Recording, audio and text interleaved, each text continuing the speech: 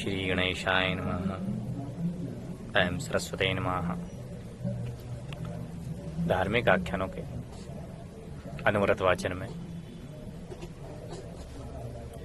श्री शिव पुराण जी का अंतिम सोपान चल रहा है, जिसके अंतर्गत कल सूर्यवंश के राजाओं का वर्णन किया जा चुका है।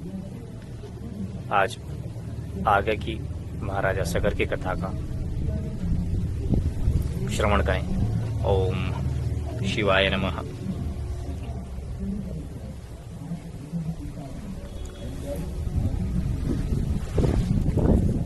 श्री नारद जी ने जगत पिता ब्रह्मा जी से पूछा कि बाहु के पुत्र क्यों कर विष सहित उपजे, जिससे उनका नाम सगर हुआ।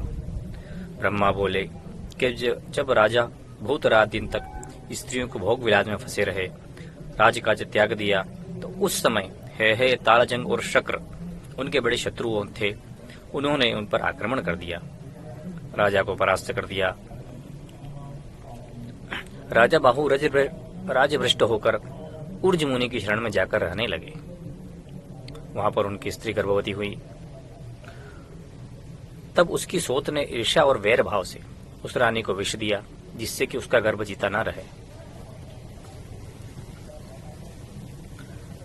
विष सहित रानी के समाचार को सुन शोकवश राजा ऊर्ज मुनि के आश्रम में ही मर गए।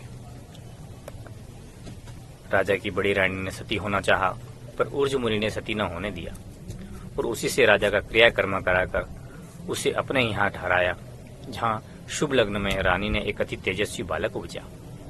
ऊर्ज मुनि ने बालक को विष सहित देखकर उसका नाम सकर रख दिया।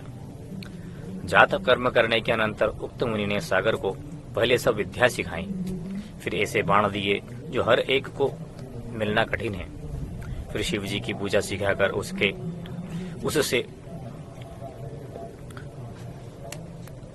शिव जी का पूजन कराया। शिव सगर से अति प्रसन्न हुए। सगर शिव जी की प्रसन्नता और ऊर्ज मुनि की सहायता से शत्रु पर चढ़ गए, उसी बाण से जो उक्त मुनि ने दिया था। समस्त शत्रु का विनाश कर उन पर प्रबल हुए। राक्षस आदि जो यवन जाति में से थे, सब भाग गए। ऊर्जाकरों ने वशिष्ठ जी की शरण ली। सगर ने वशिष्ठ के निषेध करने और उनका पक्ष लेने से उनका वध नहीं किया, पर उनके सबके रूप और धर्म को बिगाड़ दिया। कुछ सिर भर के सब बाल मुंड डाले, कुछ के आधे बाल कटवा दिए। इस प्रकार हर एक का अनादर कर वहां से निकाल दिया। वेद मार्ग से सबको स्थित किया। फिर सगर ऊर्ज मुनि को गुरु बनाकर अश्वमेघ यज्ञ करने लगे। संस्कार करती विजय के लिए घोड़ा सेना के साथ भेजा। राजा के 60,000 पुत्र भी साथ में गए। घोड़ा समुद्र के पास अग्निकोण में गया, जहां इंद्र ने छल करके घोड़ा चुरा लिया। घोड़ा कपिल मुनि के समीप बांधकर इंद्र को आप ले गए। राजा के सब पुत्रों ने ढूंढने पर भी पृथ्वी पर घोड़ा कहीं न पाया, तो पृथ्वी को खोदने लगे। जब घोड़ा को देखा कि कपिल मुनि के पास बना हुआ है, तो वह साथ कहने लगे कि यही वह मनुष्य है जिसने हमारा घोड़ा चुराया है। देखो यह मनुष्य कितना धूर्त है, आंखें बंद किए हुए बैठा है।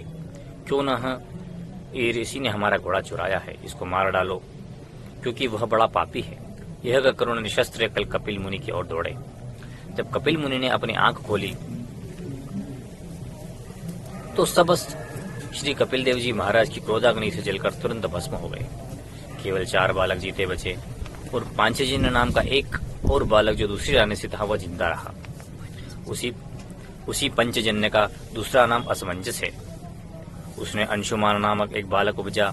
उसी अंशुमान ने कपिल के पास से घोड़ा लाकर इस यज्ञ को पूर्ण कराया। यह सुनकर नारद ने ब्रह्मा जी से पूछा कि आप इस कथा का विस्तार से वर्णन करें। ब्रह्मा जी बोले कि यह पंचजन्य अर्थात असमंजस कोशिनी नाम की रानी से उपजा था। वह पहले जन्म में योगी था। योग के भ्रष्ट हो जाने से राजा के घर उपजा। वह अयोध्या के बालकों को इकट्ठा कर सरयू नदी में ले जाकर खेला करता था, सबको डुबाकर मार डालता था। सो उन लड़के के माता पिताओं ने असमंजस से ऐसे कुकर्म को देखा। राजा से जाकर पुकार की। राजा ने असमंजस को घर से निकाल दिया। वह असमंजस अपने पिता से अलग होकर प्रसन्नतापूर्वक सरयू के तट पर गया और समस्त बालकों को जीता ही सरयू के बाद बाहर निकाल लिया। यह देखकर समस्त अयोध्यावासी आनंद और आश्चर्य में हुए। राजा ने भी आश्चर्य कर अपने पुत्र को सिद्ध योगी समझा और उस पुत्र को अपने असमंजस का पुत्र था। अपने दादा राजा सगर की सेवा करता रहा और घोड़ा लाने के लिए समुद्र के तट जाकर उस मार्ग से जिसमें समस्त बड़ों ने खोदा था पृथ्वी के नीचे गया। उसने देखा कि भस्म का एक ढेर है और विष्णु के अवतार कपिल मुनि बैठे हुए हैं। अंशुमान ने दंडवत प्रणाम किया। कपिल मुनि ने अंशुमान से बहुत प्रसन्न होकर कहा कि यह घोड़ा जो बंधा हुआ है राजा सगर के यज्ञ का है, तुम उसको ले जाकर यज्ञ पूरा करो और तुम्हारे 60,000 चाचा जलकर भस्म हो गए हैं। इसमें हमारा कुछ दोष नहीं है, यह सब गंगा के जल के स्पर्श से मुक्त हो जाएंगे। तुम गंगा जी के पृथ्वी पर लाने के लिए उपाय करो। यह सुन अंशुमुनि ने अति प्रसन्नता से घोड़े को लाकर यज्ञ पूर्ण किया और बहुत सा धन और द्रव्य यथा योग्य बांटा। राजा सगर ने 100 अश्वमेघ किए और संसार भर पर राज किया। फिर अंशुमान को अयोध्या का राज्य दिया और आप महावन में जाकर तप करने लगे और ऊर्ज मुनि के उपदेश से सदाशिव की पूजन कर परम पद को पाया। इतना सुनकर नारद ने पूछा कि राजा सगर के 60,000 पुत्र क्यों कर उपजे और असमंजस क्यों करा हुआ। ब्रह्मा जी बोले कि राजा सगर के 2 रानियां थी, एक का नाम सुमति था, दूसरा का नाम कोशिनी था। दोनों रानियां अपनी सेवा से ऊर्ज मुनि को अति प्रसन्न किया। एक दिन मुनि ने अति प्रसन्न होकर कहा कि तुम दोनों की जो इच्छा हो हमें वर मांगो। यह सुनकर सुमति बोली कि मुझे 60,000 पुत्र दीजिए और कोशिश ने कहा कि मुझे केवल एक पुत्र चाहती हूँ। मुनि ने कहा यही होगा। तो सुमति के गर्भ से एक तोम्बी जो छोटे छोटे बीजों से भरी हुई थी प्रकट हुई। उस तोम्बी के धृत से कुंड से कृत के कुंड में डाला और जिससे उत्तम 60,000 बालक उत्पन्न हुए और अंत में कपिल मुनि ने क्रोध से जल गए। कोशी ने एक बालक उपजा था जो पांचजन्य नाम से प्रसिद्ध हुआ, जिसका नाम ऊपर वर्णन हो चुका है। पंचजन्य ने अंशुमन उपजे और अंशुमन ने राजा दिलीप पैदा हुए। राजा अंशुमन ने दिलीप को राज्य का देकर गंगा जी लाने के लिए बड़ा तप किया। वह मनोरथ पूर्ण होने के लिए पहले ही मर गए। राजा दिलीप भी राज्य त्याग करके गंगा जी को लेने के लिए गए। अपने पुत्र को राज्य दे समस्त मनोरथ पाए बिना स्वर्गवासी हुए। तब उनके पुत्र भागीरथ गंगा जी को लाने के लिए गए। उन्होंने अपने तप से आदि शक्ति महारानी को प्रसन्न किया। गंगा जी ने प्रसन्न होकर भागीरथ को अपने दर्शन दिए और कृतार्थ किया। जब राजा भागीरथ ने अपना मनोरथ कहा तो गंगा जी ने कहा कि हे राजा भागीरथ, हम चलने को उद्यत हैं, पर संसार में ऐसा कौन है जो हमारे वेग को रोक सके। रोके बिना हम पृथ्वी को तोड़कर पाताल में चले जाएंगे। यह सुनकर राजा भागीरथ ने बहुत दिनों तक सदाशिव जी का तप किया। सदाशिव जी प्रसन्न होकर राजा भगीरथ के सम्मुख प्रकट हुए। राजा भगीरथ ने प्रणाम कर स्तुति की। सदाशिव जी ने कहा वर मांगो। राजा ने अपना मनोरथ सुनाया। सदाशिव जी ने अंगीकार कर लिया, क्योंकि वे सदा गर्व से दूर करने वाले हैं। जब भागीरथी ने गंगा से विनय की कि सदाशिव तुम्हारा वेग सहेंगे, तब गंगा ने अपनी धार छोड़ी, जिससे तीनों लोकों में हाहाकार मच गया। उस समय जब जीव अति विकल हुए, तब सदाशिव जी ने केवल अपनी जटा में गंगा जी को रोक लिया। फिर उनकी धारा दिखाई न देती थी कि कहाँ चली गई। राजा भागीरथ ने अपना मनोरथ सिद्ध होते हुए न देखकर शिव जी की बड़ी स्तुति की। शिव ने प्रसन्न होकर अपनी जटा को निचोड़ा, जिससे 3 बूंदे निकलकर 3 धारा हो गई। पहली धारा पाताल लोक को चली गई, जिसका नाम भोगवती है। दूसरी धारा आकाश में विराजमान हुई है, जिसे मंदाकिनी कहते हैं। तीसरी धारा भागीरथी के हाथ हुई, जिसका नाम भगीरथी है। निदान राजा भागीरथ गंगा को लेकर चले। गंगा समस्त देशों में पवित्र करती हुई वहां पहुंची, जहां राजा सगर के पुत्र भस्म के ढेर पड़े हुए थे। केवल गंगा जल के स्पर्श से वे सब स्वर्ग को चले गए। जो मनुष्य गंगा को भक्ति पूर्वक पूजते हैं, निसंदेह मुक्त होकर आवागमन से छूट जाते हैं। राजा सगर का कुल इस प्रकार है। असमंजस, अंशुमान, दिलीप, भगीरथ, श्रुत, नाभि, सिंधु, द्वीप, आयुतायु और ऋतुपर्ण। राजा बलि के मित्र जिनको सुदामा भी कहते हैं। अनुपर्ण, मित्र सह जिसको कल्पशाद भी कहा जाता है। ऋषभ, अनरण्य, मणिद्रुम और निषद जिसे खटवांग भी कहते हैं। यह चक्रवर्ती राजा हुआ, जिसका उसका नाम भी चक्रवर्ती ही था। ब्रह्मा जी बोले खटांगा के दिलीप उपजे, जिनको दीर्घबाहु भी कहते हैं, जिन्होंने उत्तम धर्म से राज्य किया और गुरु की गाय नंदिनी को बहुत सेवा की। उसी सेवा से राजा के एक पुत्र उपजा, जिसका नाम रघु हुआ। रघु ने पृथ्वी पर को जीत लिया। उसके नाम से सूर्यवंश और रघुवंश नाम संसार में प्रसिद्ध हुआ। रघु के राजा अज उपजे, जिन्होंने धर्म युद्ध करके अपने शत्रुओं को जीता। उनकी रानी का नाम इंदुमती था। अज के राजा दशरथ उपजे, जिन पर शनिश्चर के ग्रह की दशा का भी कुछ बल न चला। राजा दशरथ के 4 बालक राम, लक्ष्मण, भरत और शत्रुघ्न उत्पन्न हुए, जिनकी उपमा वर्णन नहीं की जा सकती है। रामचंद्र विष्णु जी के अवतार हैं।